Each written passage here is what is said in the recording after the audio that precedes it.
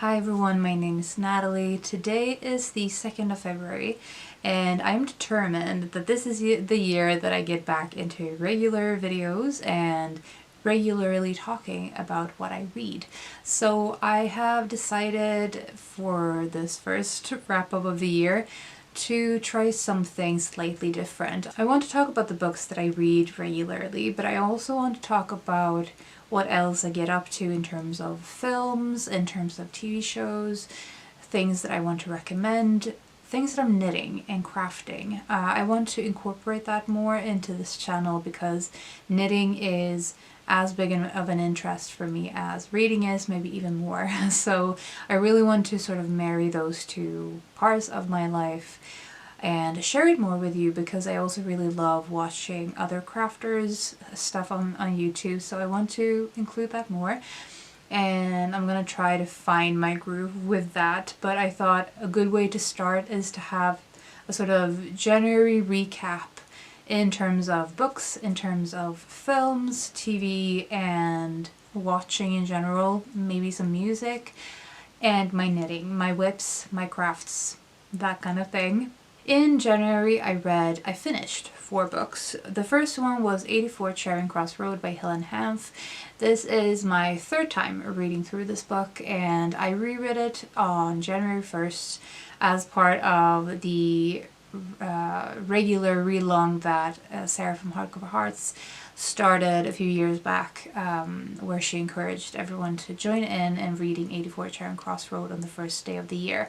And I really enjoyed doing this as a tradition. It's the 2nd reread of this book, so 3 years in a row I've read it, and it's always a comfort read. It's the letter exchange of Helene Hanff, who was a writer in New York, and she was exchanging letters with a British bookstore during the 50s, I think, originally.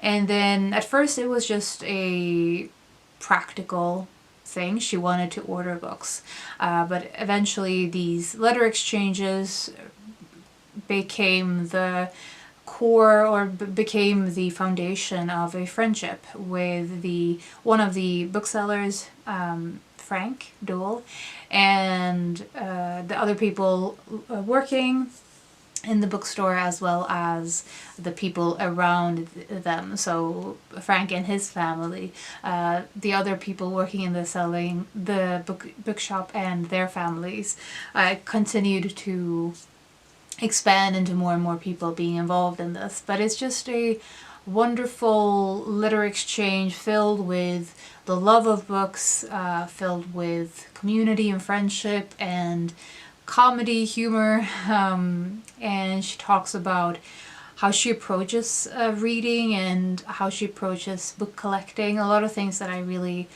have felt inspired by. Like, for example, she talks about how she would never buy a book that she hasn't read before. I just love that sentiment of it, and of books as old friends that you revisit constantly, that you write notes in, that you continue to have conversations with. A lot of things that last year when I was reading through Helene Hanff's entire bibliography, I felt a lot of comfort in her attitude towards reading and books and how they became so central in her happiness, in her everyday life. And I love 84 Charing Crossroad. Is definitely the one of her books that I would most strongly recommend, although I loved reading through all of her writing and find a lot of comfort in all of it.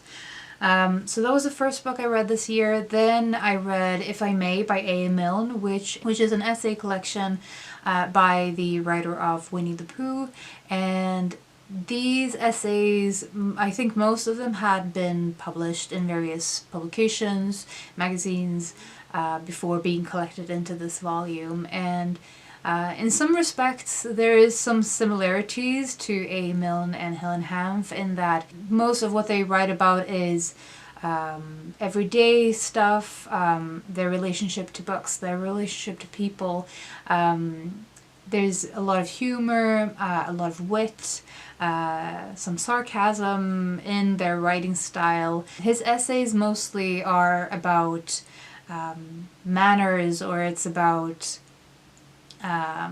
unspoken rules of conduct, and is always with a humorous tone.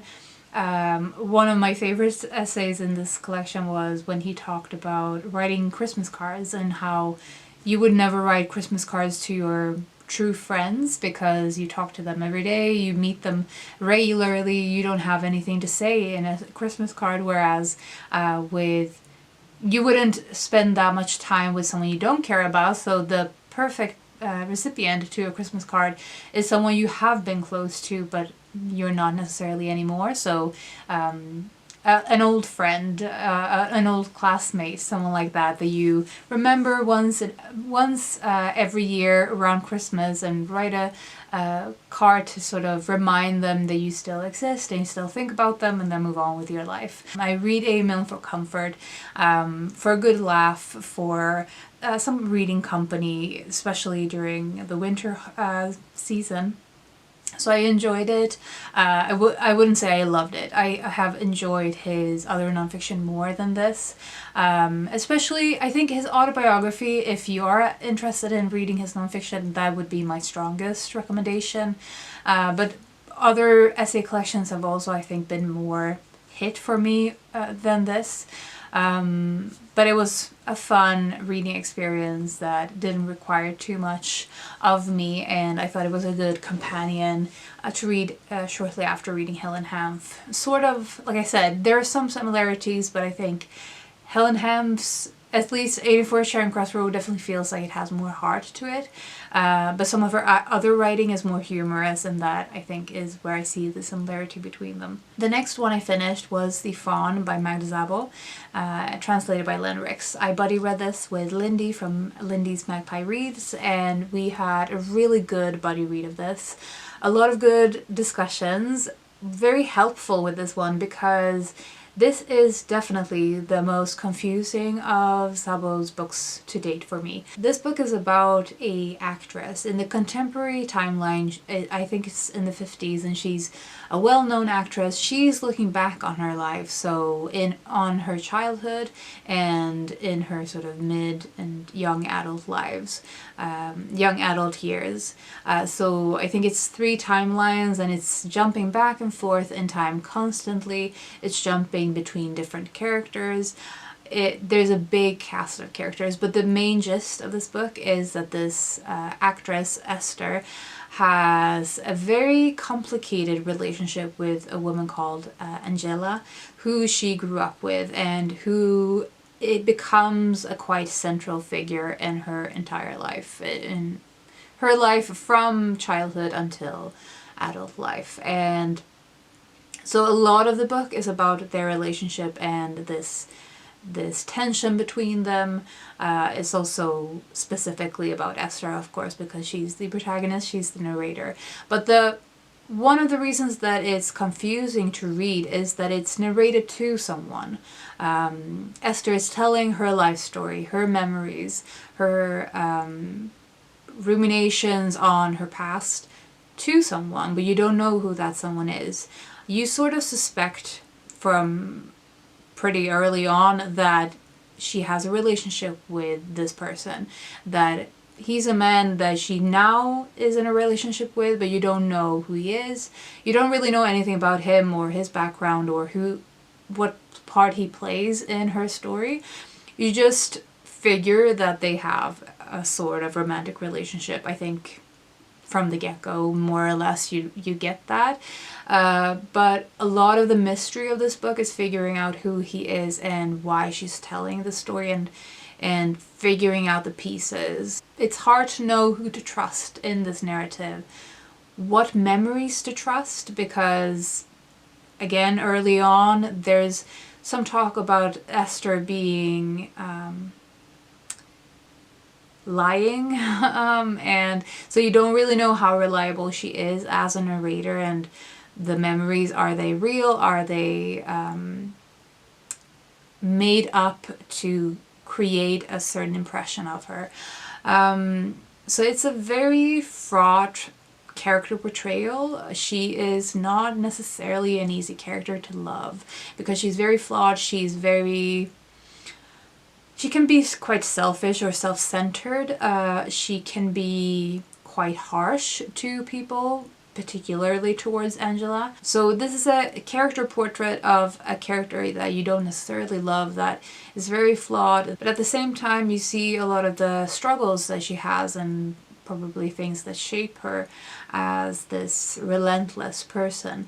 So I thought Esther was a really interesting character to follow. I really enjoyed buddy reading this with Lindy, but I would say the story overall was there was so much time spent trying to figure out what was happening that I feel like I didn't enjoy the book itself as much as I have Szabo's other books. That being said, I think I will like this one much more when I reread it, when I kind of know where it is going and, like I said, some of the questions and the mystery regarding the recipient of the story and the purpose of the story. But yeah, it's a very depressing, very emotional book that also is hard to get a footing in. So it's I would not recommend starting here. If you're wanting to get into Szabo, don't start with the Fawn. That is my my last sort of comment about this, is that I would not start here. I would start with The Door or with Abigail, I think. But yeah, I'm happy that I've read it. So now I've read everything of Szabo that is available in English. The last of the books that I finished in January was Grief is the Thing with Feathers by Max Porter. I read this one this past Saturday, the entirety of it in one day, and then immediately after I watched the movie adaptation starring Benedict Cumberbatch. So I had a pretty intense day with this story, experiencing it both as a book and as a film. I thought the book was fantastic. It's a book about a man whose wife has died, and the story is following him grieving, his two sons grieving, and this crow figure that comes into their lives and becomes a babysitter slash a therapist slash this figure as almost like a physical manifestation of grief. And the story is told through the crow's perspective, the dad and the two sons. Boys, their parts are called boys. And it's going back and forth between these three perspectives. And the way that Max Porter has written this book is sort of a mix between a poem and a play. It feels sometimes like a play because there's sometimes dialogues that almost seem to have a stage. So I could almost visualize sometimes when the dad was in the forefront of the stage and how the crow would be in the shadow, speaking but not being seen by the audience. So those kinds of plays with the dialogue and with the way that the sometimes it's not necessarily as if it's a dialogue directed one person to another, but sometimes it almost seemed like they were both looking forward to the audience and standing beside each other talking. I don't know if there's actually like examples that I can show you in the text that would show you this, but this is sort of the impression that I got from reading this book. It's also poetic in the sense of the way Porter has written the book. So the language, the melody of it, the rhythm of it. And one of the things that I loved about this book is the way that the different narratives are told. So you can so clearly see a difference between the dad's point of view, the kids, and Crow. Crow's point of view is erratic. It seems very bird-like in that Crow can sometimes be thinking about something, talking about something, and then loses track of what he was talking about as he sees something shiny.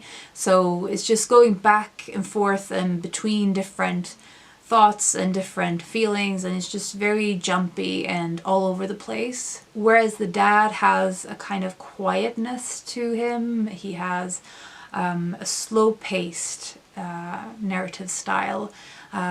He seems to be sort of slogging forward, but also being kind of, I don't know, muted and clear. Whereas the boys seem to have more of a stream of consciousness similar to The Crow, but more orderly. So they'll be thinking about something, they'll talk about something, and then that will naturally lead on to thinking about something else. But there's a clear, you sort of can still follow their train of thought. So I don't know if I'm making sense, but I felt like they each had very distinct voices, and the voices were really, Max Porter really used writing style and language to clearly differentiate between them. Which I loved, and I also love the depiction of grief. Some of the things that they are going through I could definitely relate to, and I think that made this a more emotional reading experience than it would have been any other time in my life. But I really like this book. I like Max Porter as a writer, and I also really love the film adaptation, although I think in tone they felt quite different. To me, the film felt much more violent than I experienced the book. But I would be interested, if you have read the book and you watched the film adaptation, what do you think of the differences and similarities between them, especially in regard to the mood and the tone? So those are the books that I finished in January. I am currently reading Fiskaren by Linda Signan, which I'll talk more about in February because I think I have 50 pages left. And I'm also reading a memoir called Isvandringen med Nordenskjöld. It's a diary / a memoir. So I will be talking about those two books in the next wrap up.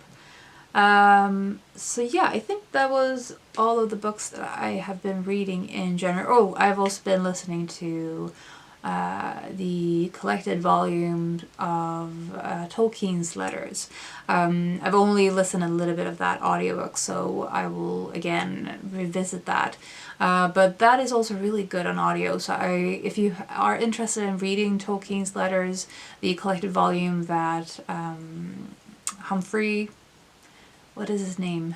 Something Humphrey did, the person who also wrote the biography on Tolkien, I would strongly recommend it on audio because the narration was fantastic. As I said, I'm still listening to that, and that's going to be a long-term project. I wanted to just show you 3 books that I am planning to read in February because I bought them in January. And this year I am really gonna try hard to keep up with what I bring in to my collection and to read them quite quickly as I get them. So we have While the Earth Holds Its Breath, Embracing the Winter Season by Helen Mote.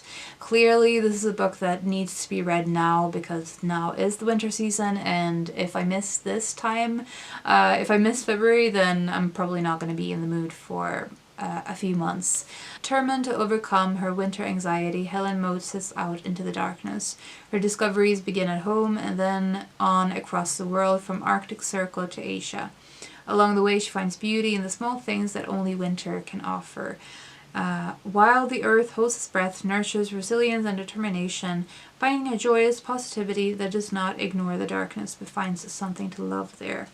And this is published by Saraband, who I think do a lot of interesting books.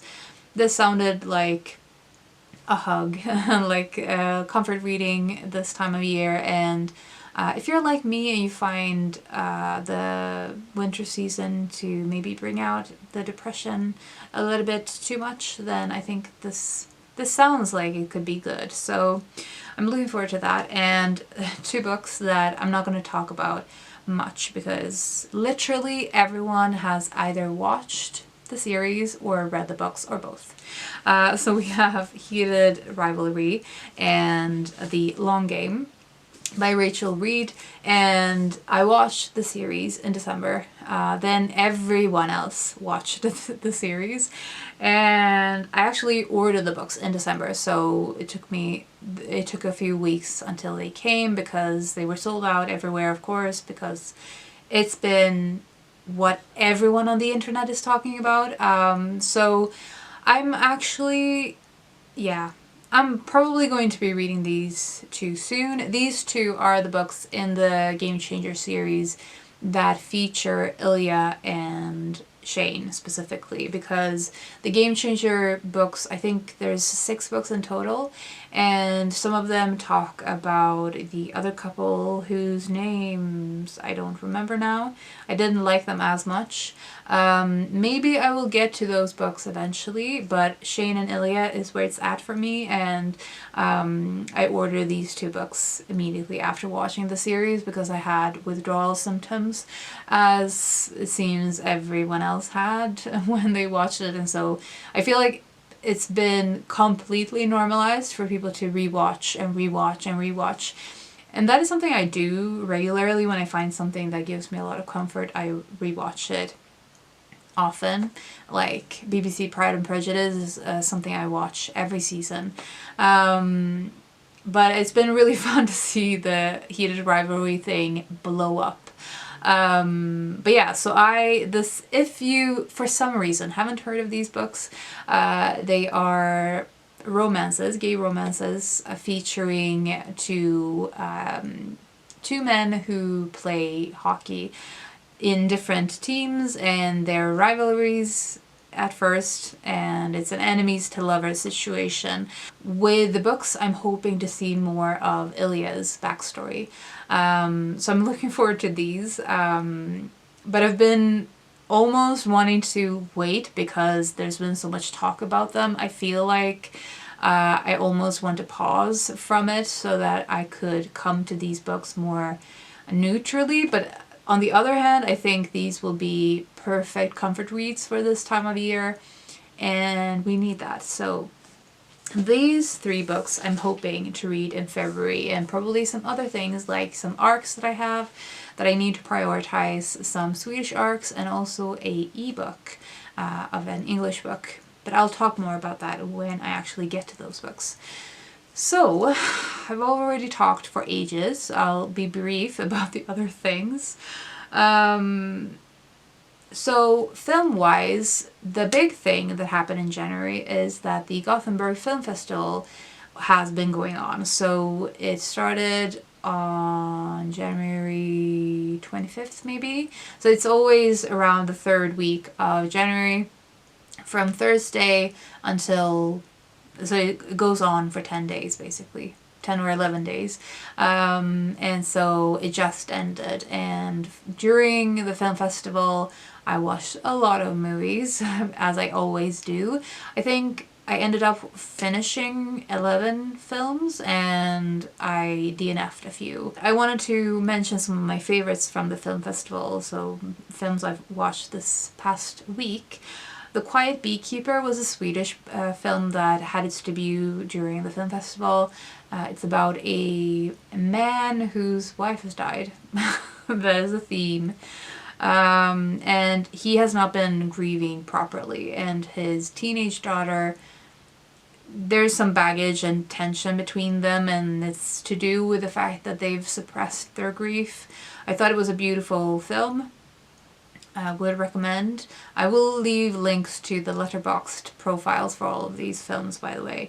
Kalimalaga was fantastic. It's about a woman who, I think she's in her 60s, and she has been living in this apartment for all of her life, basically, since she was a young woman, and her adult daughter decides one day that she is going to sell off this apartment and that her mother needs to move out. She needs the money. I had such a strong reaction to this adult daughter throwing her mom out. But I loved the mom character, whose name was Maria Angeles, I think. She was such a fantastic character to follow. So much life in her.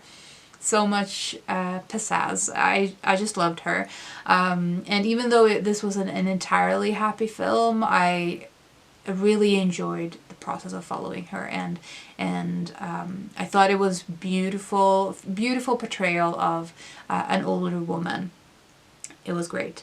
I also watched Little Emily, which I didn't originally think I would enjoy. The animation of it is not necessarily something I would be drawn to immediately, but it grew on me. But in particular, I loved the character of Little Emily, who is apparently somehow based on Emily Nutham, and that made me curious about it. But it's about this character who is a young girl. I think she's 5 to 6 years old, and it's a lot about her sensory experience of the world. She grows up in Japan with her family, and for the first few years it seems like she has some health issues, and then things get better, but she's still sort of struggling with life and with fitting in and being what people expect her to be. And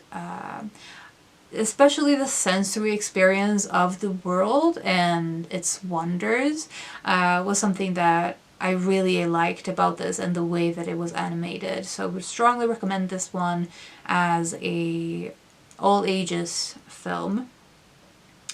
Zaytoon was a film from Malta, which is probably the first I've ever seen from there, and it was great. It's about a it's about a woman whose mom has died. Can you see a pattern here?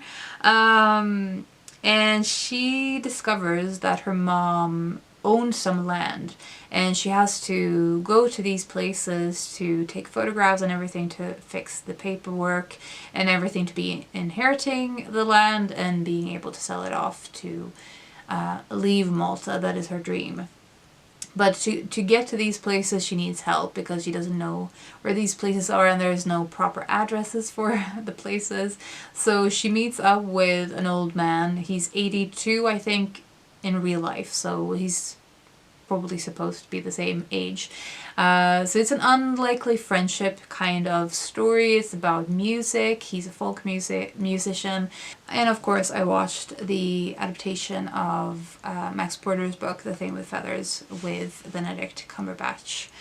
So those were the films I specifically wanted to recommend from the film festival that I watched and that were highlights. Aside from that, I've just been watching a lot of Japanese TV series, and maybe I'll talk more about that in my next wrap-up. So knitting wise, I have not been finishing a lot of projects, but I have been knitting a lot on the same project. So in the beginning of the month, I made a bonnet. I will insert some photos or maybe footage, we'll see. So it's based on a free pattern for a balaclava. I'll put a link to it below. And I wanted to make a bonnet out of it, so I did some adjustments for it, very basic, and I really liked how it turned out, but I also realized that I don't look great in this type of bonnet. I kind of look ridiculous in it, but it was really warm and perfect for the snowy days, so I'm not sorry that I made it, and I learned some things about what I look good in and not. But there's that, and then I've been knitting on my basic socks. I'm currently working on the second sock of the current pair. And my biggest main whip that I have at the moment is the Henny cardigan. It's a Finnish designer who has done this, and I think it's called Knitters and Friends, or Knitters of Friends, something like that. And it's a cardigan using a DK weight yarn and a lace mohair yarn. So it's working up as worsted, I guess, and I am loving working on this. I don't have any cardigans in my wardrobe, so I really need one, and I'm making a brown cardigan. I am now past the armholes, and that is my main project at the moment, and I really want to prioritize this one so that I finish it before I start any new big projects. So that is what I've been working on this month. I do really want to get into sewing this year, but this month it hasn't been happening. But yeah, I think that is really all I wanted to say for this very long and rambly, as I always do, January recap of the books, the films, and the knitting. Let me know what you have been reading, what you have been watching, what are your favorite things from this month, what has been going on, what have you been knitting. I would love to hear about that. Hope you're having a fantastic day, and I will talk to you soon.